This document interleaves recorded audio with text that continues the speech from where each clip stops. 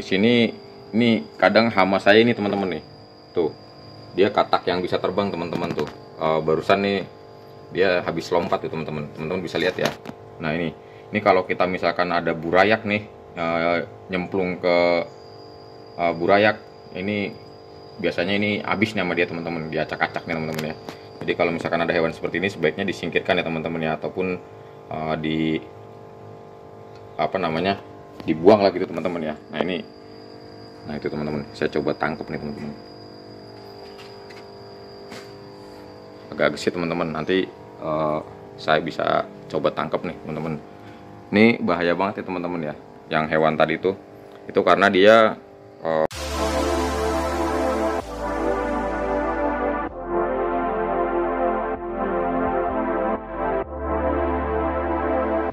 Assalamualaikum warahmatullahi wabarakatuh. Berjumpa lagi dengan saya di Argos Pet Channel. Baik teman-teman, udah agak lama ya saya nggak upload video, hampir 5 harian lah ya teman-teman. Nah, hari ini saya menyempatkan untuk kembali membuat video ataupun membuat konten gitu tentang biasalah seputaran perawatan ikan cupang ya. Nah, ceritanya sudah hampir 2 minggu ini ikan saya belum sempat saya ganti air. Nanti saya akan perlihatkan seperti apa sih kondisinya ya. Apakah ikan-ikan di lubukan saya dan di toples itu kondisinya masih sehat atau enggak ya. Nah, ini juga ikan yang saya videoin ini salah satu ikan yang di toples nih ya. Setelah belum saya ganti 2 minggu, alhamdulillah kondisinya masih membaik gitu ya, baiklah bukan membaik gitu ya. Nah, jadi teman-teman semua, di sini saya nanti akan sedikit ulas ya bagaimana sih caranya setting air yang sesuai gitu dengan karakteristik ikan cupang. Di sini karakteristik itu artinya dengan jenis ikan cupang yang sesuai gitu ya, karena beda jenis biasanya treatmentnya juga berbeda, nggak sama ya teman-teman ya. Di sini saya share treatment ikan cupang jenis plakat gitu, karena di farm saya hanya tersedia jenis plakat ya teman-teman ya. Seperti apa videonya, ikuti terus sampai selesai.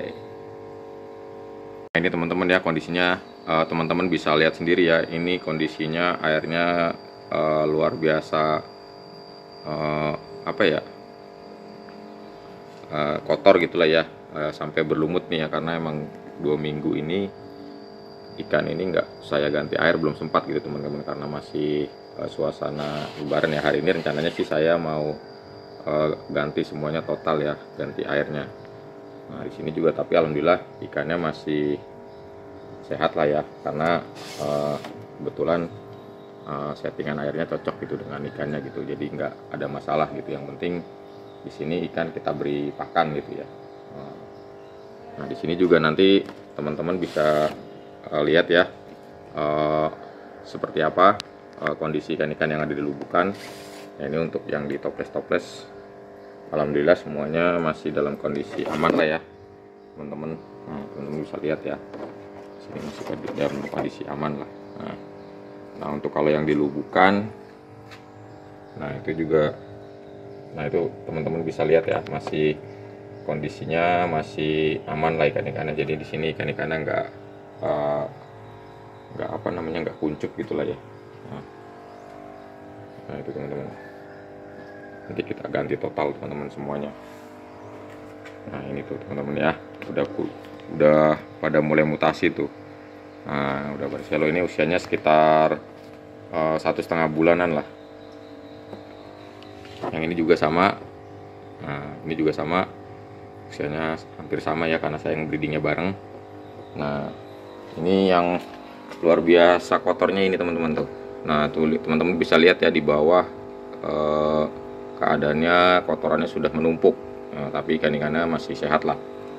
Nah, untuk ini nih yang masih usianya sekitar 1 bulanan lah, belum menginjak 2 bulan gitu. Nah nanti kita juga akan sedikit sepil ya, ini ikan yang sudah saya sortir. Nanti kita lihat apakah sudah ada perkembangan mutasi warnanya ya. Ini waktu itu kalau teman-teman lihat, ini adalah ikan-ikan yang cuman sedikit jadinya teman-teman, kurang lebih sekitar hanya puluhan lah, nggak sampai ratusan gitu ya. Nanti kita akan lihat proses mutasinya seperti apa ya teman-teman ya. Nah ini teman-teman, kebetulan saya tadi baru beli cacing sutra. Kebetulan cacingnya itu masih banyak lumpurnya ya, jadi ini saya biarkan dulu sampai nanti kotorannya semuanya mengendap di bawah. Nanti kita lakukan pengerukan gitu, kita pisahkan antara cacing dan lumpur supaya nanti siap diberikan ke ke ikan gitu. Karena kalau masih banyak lumpurnya, nanti habis kita kuras, kita kasih cacing, airnya kotor lagi teman-teman ya, air yang ditoples gitu ya. Nanti kita diamkan dulu selama seharian lah, nanti sekitar sore gitu kita pisahkan antara cacing dengan lumpur-lumpurnya tuh teman-teman. Lumpurnya banyak banget, ini tadi udah saya bilas teman-teman, tapi masih banyak aja nih. Tapi alhamdulillah nih dengan metode pengawetan dengan aerator, cacingnya sehat ya, lihat dari warnanya segar gitu ya, dan semuanya alhamdulillah nggak ada yang mati gitu teman-teman ya. Ini teman-teman bisa coba nih di rumah nih. Saya menggunakan dua aerator. Nah ini aerator yang pertama nih, aerator yang kedua, speednya saya kencangkan semuanya, dua-duanya. Di sini saya biasa melakukan penggantian air sekitar 1 kali 24 jam ya. Kalau nanti karena ini baru, karena kotor, nanti kita gantinya 12 jam aja teman-teman, kurang lebih sekitar nanti malam lah, karena ini tadi pagi baru saya taruh ya teman-teman. Nah ini teman-teman, tadi baru saya angkat dari lubukan nih teman-teman, tuh kondisi ikan-ikannya ya, warnanya udah mulai kelihatan ya. Nanti ini akan naik terus teman-teman warnanya, teman-teman akan keren lah pokoknya lah. Nah ini genetik yang ke F3 koi metalik ya. Nanti di sini saya akan membuat genetik koi metalik, tapi dengan ear ataupun kuping yang berwarna putih seperti barongsai gitu teman-teman ya. Jadi saya ingin punya strain tersendiri lah di farm saya gitu ya. Jadi ikannya nanti seperti apa ya, kalau udah jadi nanti saya spill lagi, mungkin sebulan kemudian lah, seperti apa nanti hasil mutasinya ya, kita perlihatkan teman-teman ya. Nah ini teman-teman, di sini ini kadang hama saya ini teman-teman nih, tuh dia katak yang bisa terbang teman-teman tuh. Barusan nih dia habis lompat tuh teman-teman, teman-teman bisa lihat ya. Nah ini kalau kita misalkan ada burayak nih nyemplung ke burayak, ini biasanya ini habis nih sama dia teman-teman, dia acak-acak nih teman-teman ya. Jadi kalau misalkan ada hewan seperti ini sebaiknya disingkirkan ya teman-teman ya, ataupun dibuang lah gitu teman-teman ya. Nah itu teman-teman, saya coba tangkap nih teman-teman. Agak gesit teman-teman, nanti saya bisa coba tangkap nih teman-teman. Ini bahaya banget ya teman-teman ya, yang hewan tadi itu karena dia di sini, karena di rumah saya itu masih banyak pepohonan gitu ya, jadi hewan-hewan katak yang bisa lompat tinggi itu masih banyak teman-teman. Jadi di sini saya biasanya kalau punya burayak, makanya saya tutup burayak yang utama di bawah 1 bulan ataupun di bawah 2 minggu lah gitu ya. Tapi kalau misalkan yang udah segini-gini sih masih aman lah teman-teman ya, dia nggak akan terganggu gitu. Tapi kalau misalkan yang baru kita taruh itu biasanya bisa pada mabuk teman-teman ya. Nanti kita bisa tutup gitu untuk lubukannya. Baik teman-teman, videonya saya skip dulu ya, saya mau kuras nih semuanya nih. Ini saya udah mulai mau nyicil kuras, nanti kalau sudah habis saya kuras nanti kita spill lagi ikannya ya, seperti apa ya setelah kondisi ikan dikuras gitu. Oke teman-teman, dilanjut dulu ya kuras-kurasnya. Nah ini alhamdulillah ya teman-teman ya, sebagian udah saya kuras. Ini tinggal beberapa aja sama yang sebelah sana, rak sebelah sana ya. Saya mau istirahat dulu nih, hawanya panas banget nih hari ini nih. Nah ini untuk yang kita air biru nih teman-teman, ini ikan-ikan yang agak sedikit bermasalah ya, atau di sini lengket atau trouble gitu ya. Di sini ikan-ikan yang ada indikasi dari performanya kurang maksimal gitu ya, nggak mau flaring, kita langsung aja kasih air biru dengan 2 tetes bleach dan garam ya teman-teman ya.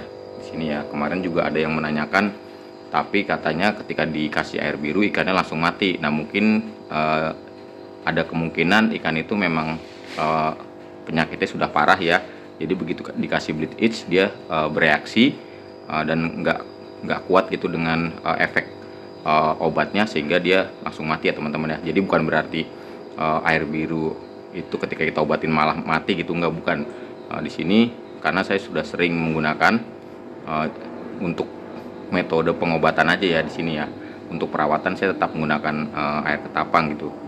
Baik teman-teman, supaya teman-teman di sini nggak salah mengartikan gitu ya, air biru di sini banyak fungsinya gitu. Pertama untuk antibiotik, yang kedua juga untuk ketika ada gangguan pencernaan di ikan gitu ya, ketika nanti kita beri pakan, secara otomatis pakan itu akan mengandung obat dan tertelan sehingga bisa membantu pemulihan atau penyembuhan ikan itu ya. Ini khususnya untuk penyakit dari dalam ya. Kalau untuk dari luarnya kita bisa membunuh jamur ataupun parasit yang menempel di sisik ikan. Jadi kalau misalkan kita tambahkan garam itu akan lebih efektif lagi ya teman-teman ya. Sekarang kita istirahat dulu teman-teman. Nah, kita nunggu, kan hari ini cuacanya panas teman-teman. Kita istirahat dulu. Nah ini teman-teman ya, kondisi cacing sutra yang sudah saya kuras tadi sebelumnya kan, di video sebelumnya itu cacingnya masih banyak lumpur-lumpurnya nih, udah bersih, udah warnanya udah cakep, udah merah ya kan. Nah kalau udah seperti ini kita nanti tinggal lakukan 1 kali lagi pengurasan, baru kita layak untuk berikan kepada ikan-ikan cupang kita, supaya ikan cupang kita itu sehat ya teman-teman ya. Nah alhamdulillah teman-teman, mengurasnya sudah selesai ya teman-teman ya. Tadi saya mulai sekitar jam 1-an lah, ini sekarang jam 4, berarti sekitar 3-4 ya kurang lebih 2 jaman lah ya. Nah alhamdulillah ya teman-teman, semuanya ikan sudah saya kuras gitu. Nah ini ya kondisinya ya sekarang ya, sudah enak dipandang lah ya teman-teman ya. Nah ini, nah buat teman-teman yang ingin menanyakan terkait masalah perawatan ikan ataupun yang lainnya ya, silakan nanti bisa ditinggalkan di kolom komentar ya. Kalaupun ada yang mau berbagi pengalaman, silakan juga ya teman-teman share di kolom komentar. Kalau misalkan teman-teman ada yang punya pengalaman menarik dan unik gitu ya seputaran ikan cupang ya, teman-teman bisa tinggalkan di kolom komentar. Kalau yang lubukan ini mungkin saya akan besok ya kurasnya, karena tadi saya pulang kerja ya, terus langsung ibaratnya nguras gitu ya, jadi tenaga saya agak sedikit terkuras ya. Nanti next kita buatkan video lagi ya tentang seputar ikan cupang. Oh ya teman-teman, tadi kan saya di awal video saya sudah mengulas sedikit tentang settingan air ya. Kuncinya gini teman-teman, untuk setting air ya, pastikan teman-teman kalau buat yang di situ airnya, di rumah teman-teman itu airnya nggak bagus ya, sediakan pH meter teman-teman, itu wajib teman-teman ya, karena di situ teman-teman bisa kontrol berapa pH air yang teman-teman punya gitu ya. Karena kalau misalkan kita nggak tahu pH-nya ya kan, tiba-tiba pH-nya tinggi, nanti ikan-ikan teman-teman tuh bisa cepat sakit gitu ya. Apalagi kalau misalkan kadar kadar kapurnya atau kadar sengnya tinggi gitu ya, itu berbahaya teman-teman ya. Jadi alangkah baiknya teman-teman sediakan pH meter dan pastikan air di filter gitu ya. Kalau misalkan emang kondisinya keruh, jangan sampai nanti teman-teman paksakan gitu, karena mungkin teman-teman belum punya filternya atau gimana ya. Masih banyak alternatif teman-teman ya untuk bisa menanggulangi air supaya bisa layak pakai ataupun layak diterapkan di pemeliharaan ikan cupang, baik dengan kita belanja di toko-toko akuarium. Untuk filtrasi manualnya juga banyak teman-teman ya, ada kayak karang jahe, ada terus filter-filter busa yang buat akuarium, itu juga bisa teman-teman ya. Jadi kita nggak harus pakai peralatan yang mahal, itu juga bisa gitu. Nah, yang kedua, jangan lupa pastikan penambahan antibiotik, baik itu berupa garam ikan ataupun obat sejenisnya ya, bleach it ataupun obat-obat antibiotik khusus untuk ikan lainnya ya. Yang penting dosisnya terukur, jangan berlebihan dan juga jangan sampai kekurangan gitu ya. Artinya sesuaikan dengan kebutuhan si ikan ya, jangan sampai overdosis juga teman-teman ya. Nah, kurang lebih segini aja dulu ya teman-teman video saya. Mudah-mudahan video ini bisa bermanfaat buat teman-teman semua. Tetap semangat untuk berhobi di ikan cupang. Mudah-mudahan teman semua selalu senantiasa diberikan kesehatan. Terima kasih buat teman-teman yang sudah menyaksikan video ini ya kan. Kalau boleh sampai selesai ya, supaya video ini bisa disajikan ataupun disaksikan oleh banyak orang ya. Karena algoritma YouTube sekarang, kalau misalkan kita nonton cuma sedikit, otomatis videonya tidak akan direkomendasi sama YouTube gitu ya. Makanya untuk teman-teman ya, saya mohon supportnya dan bantuannya ya, supaya video ini bisa banyak dilihat orang ya. Jadi share, like, komen. Jangan lupa untuk teman-teman yang baru menonton video ini, silahkan klik tombol subscribe ya kan. Teman-teman semua yang hobi di ikan cupang, kita saling support satu sama lain ya. Teman-teman di rumah melihara ikan cupang, saya di sini akan berusaha terus membangkitkan minat teman-teman yang lainnya untuk memelihara ikan cupang ataupun hobi di ikan cupang ini ya. Kita saling membantu teman-teman ya. Oke teman-teman, segitu aja video dari saya. Saya ucapkan terima kasih sekali lagi. Akhirul kalam. Wassalamualaikum warahmatullahi wabarakatuh.